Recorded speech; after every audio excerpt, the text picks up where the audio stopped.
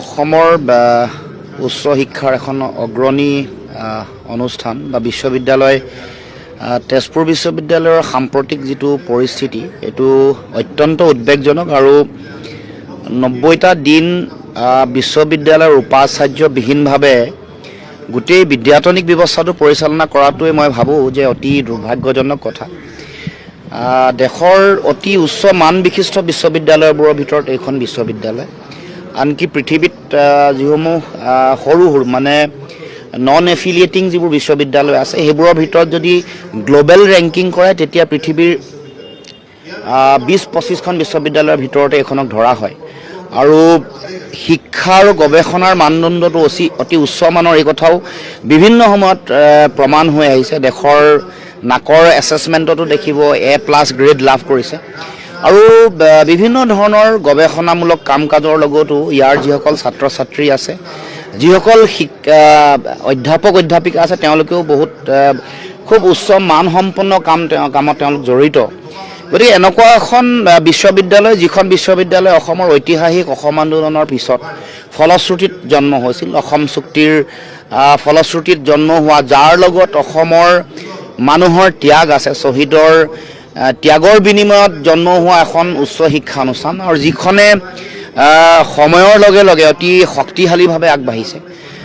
সমগ্ৰ পৃথিৱীৰ বৌদ্ধিক আৰু বিদ্যায়তনিক ক্ষেত্ৰত এক বলিষ্ঠ খোজ আগবঢ়োৱাৰ পাছতো হঠাৎ কেন্দ্ৰীয় চৰকাৰৰ তেওঁলোকৰ যিটো নীতি, তেওঁলোকৰ বিশেষকৈ RSS কৰণেই কওক বা তেওঁলোকৰ BJPৰ লগত জড়িত হৈ থকা মানুহক গুণগত কথাটো নোচোৱাকৈ আৰু খুব এটা নিয়ন্ত্ৰিত কেন্দ্ৰীভূত চিন্তাৰে আমাৰ গোটেই শিক্ষা ব্যৱস্থাটোক তেওঁলোকে যেনেকৈ ছাপ্ৰেছ কৰিব খুজিছে, যেনেকৈ শিক্ষা ব্যৱস্থাটোক নিয়ন্ত্ৰণ কৰিব খুজিছে, এইটো মই ভাবোঁ যে অত্যন্ত দুৰ্ভাগ্যজনক। মুক্ত চিন্তাৰ কাৰণে, ভাল গৱেষণাৰ কাৰণে, ভাল শিক্ষাৰ কাৰণে কেন্দ্ৰীয় চৰকাৰৰ যিসকল পৰিকল্পনাকাৰী আছে, প্ৰধানমন্ত্ৰী এই কথাটো মনত ৰখা দৰকাৰ। এতিয়া উপাচাৰ্যগৰাকীৰ যিবোৰ কাম কাজ সেইবোৰে আচলতে এটা আমি সকলোৱে লজ্জাহে অনুভৱ কৰিছোঁ।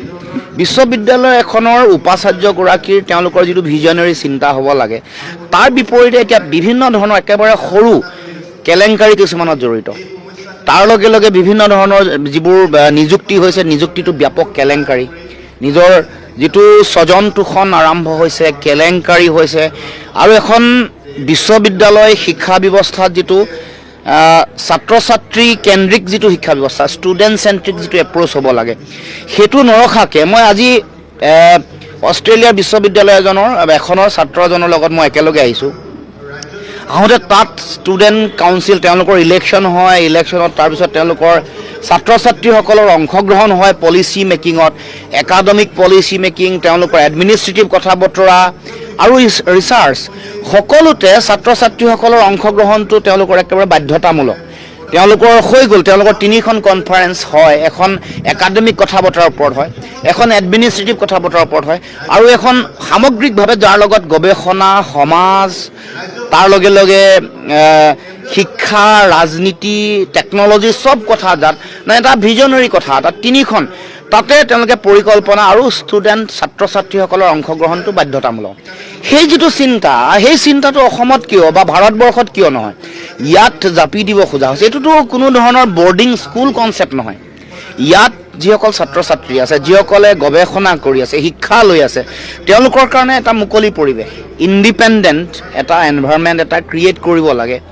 তাকে নকৰি এতিয়া উপাচাৰ্য এগৰাকীয়ে এটা জাতীয় বিষয় এটা, জুবিন দাৰ মৃত্যুৰ পাছত হোৱা শ্ৰদ্ধাঞ্জলিটো বাধা দি আদৰ্শটোক আচলতে বাধা দিব খুজিছে, জুবিন দাৰ আদৰ্শটোক, যাতে তাৰমানে এইটো গোটেই মুকলিমূৰীয়াকৈ বুজা যায় যে এইটো এটা সাম্প্ৰদায়িক এটা ৰাজনীতি, সাম্প্ৰদায়িক এটা মানসিকতা, আৰু বিশ্ববিদ্যালয়ৰ ছাত্ৰ ছাত্ৰীসকলৰ মুক্তভাৱে তেওঁলোকে চিন্তা কৰিব পৰা, মুক্তভাৱে প্ৰকাশ কৰিব পৰা গোটেই পৰিৱেশটো নিয়ন্ত্ৰণ কৰিব কৈছে। এই ধৰণৰ কথা বতৰাবোৰ কোনো কাৰণত মই উচিত নহয় বুলি ভাবোঁ। আৰু ছাত্ৰ ছাত্ৰীসকল, অতি মেধাসম্পন্ন ছাত্ৰ ছাত্ৰীসকলৰ ভৱিষ্যতৰ প্ৰতি লক্ষ্য ৰাখি আমি আমাৰ মুখ্যমন্ত্ৰীক কিয় পাতিছোঁ?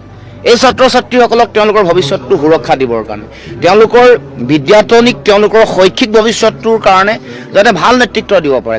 আমাৰ গভৰ্ণৰ যিগৰাকী ৰাজ্যপাল, তেওঁৰ দায়িত্ব কি? আমাৰ মুখ্যমন্ত্ৰী আছে, আমাৰ অসমৰ পৰা গৈ দুগৰাকী কেন্দ্ৰীয় মন্ত্ৰী আছে, এগৰাকী কেবিনেট মন্ত্ৰী, এগৰাকী ৰাজ্যিক মন্ত্ৰী। তেওঁলোকৰ দায়িত্বটো, আমাৰ সাংসদসকলৰ দায়িত্বটো কি? তেওঁলোকৰ দায়িত্ব, আমাৰ বিৰোধী সাংসদসকলৰ দায়িত্ব সকলোৰে একে হোৱা দৰকাৰ যে ছাত্ৰ ছাত্ৰীসকল আজিৰ ছাত্ৰ ছাত্ৰী কাইলৈ দেশৰ ভৱিষ্যত। গতিকে সেই ছাত্ৰ ছাত্ৰীসকলৰ তিনিমহীয়া যিটো শৈক্ষিক বিদ্যায়তনিক যিটো তেওঁলোকৰ মানে প্ৰত্যাহ্বান, যিটো চেলেঞ্জ আছে, যিটো সংকট আহিছে, এইটো বুজাৰ দৰকাৰ, হৃদয়ংগম কৰা দৰকাৰ। মই সেইকাৰণে অসমৰ মুখ্যমন্ত্ৰীকো কৈছোঁ, দেশৰ প্ৰধানমন্ত্ৰী পৰহিলৈ অসমলৈ আহিছে, এই কথা দেশৰ প্ৰধানমন্ত্ৰীকো জনাব লাগে। আজি মই সংবাদ মাধ্যমৰ যোগেদি অসমৰ মুখ্যমন্ত্ৰী, অসমক প্ৰতিনিধিত্ব কৰা দুইগৰাকী কেন্দ্ৰীয় মন্ত্ৰী, তেওঁলোকক কৈছোঁ যে দেশৰ প্ৰধানমন্ত্ৰীক কওক যে তেজপুৰৰ দৰে এখন অগ্ৰণী বিশ্ববিদ্যালয় আজি সংকটত আছে, ছাত্ৰ ছাত্ৰীসকল সংকটত আছে। তেওঁলোকে বেছিক যিকেইটা কথা এখন বিশ্ববিদ্যালয়ৰ সেইকেইটা কথা বিচাৰিছে। শম্ভুনাথ সিঙৰ যিটো ব্যাপক কেলেংকাৰী, সেইটোৰ ন্যায়, এইটো মানে তদন্ত হ'ব লাগে, তেওঁক এই আসনৰ পৰা আঁতৰাব লাগে। কাৰণ এতিয়া আৰু কোনো শিক্ষক, বিশ্ববিদ্যালয়ৰ শিক্ষক, ছাত্ৰ ছাত্ৰী, প্ৰশাসনৰ কোনেও শম্ভুনাথ সিঙক কেতিয়াও ভিচি বুলি একচেপ্ট নকৰে, গ্ৰহণ নকৰে। গতিকে তেওঁক ইয়াৰ পৰা বিতৰণ কৰিব লাগে। ভাইচ চেঞ্চেলৰ যিগৰাকী, ইয়াৰ পৰা তেওঁক বৰ্খাস্ত কৰিব লাগে। দ্বিতীয় কথাটো হ'ল পূৰা ফুল এনকুৱাৰী হ'ব লাগে, যিমান ফাইনেন্সিয়েল এনামলিজ আছে, যিমান এপইণ্টমেণ্ট ৰিলেটেড যিমানবোৰ কেলেংকাৰী হৈছে, সকলো পুংখানুপুংখভাৱে তদন্ত হ'ব লাগে। আৰু যিবোৰ ঘটিছিলে আগত, এইবোৰ ৰেক্টিফাই হ'ব লাগে। আৰু তৃতীয়তে বিচাৰিছে ছাত্ৰ ছাত্ৰীসকলে তেওঁলোকৰ অট'নমি, তেওঁলোকৰ এখন সুকীয়া, এখন স্বতন্ত্ৰ এখন ছাত্ৰ একতা সভা, সেইটো দিয়াটো দায়িত্ব। এইটো কিয় বন্ধ কৰি ৰাখিছে? আৰু বহু কথা আছে, যেনে ভাইচ চেঞ্চেলৰ দিব লাগিছিলে এপইণ্টমেণ্ট, তেওঁ হোৱাৰ পৰা দিয়াই নাই। তাৰমানে তেওঁক চেণ্ট্ৰেলাইজ ক্ষমতাটো লাগে, ক্ষমতা তেওঁ নিজে ডিচিশ্যন ল'ব পাৰে।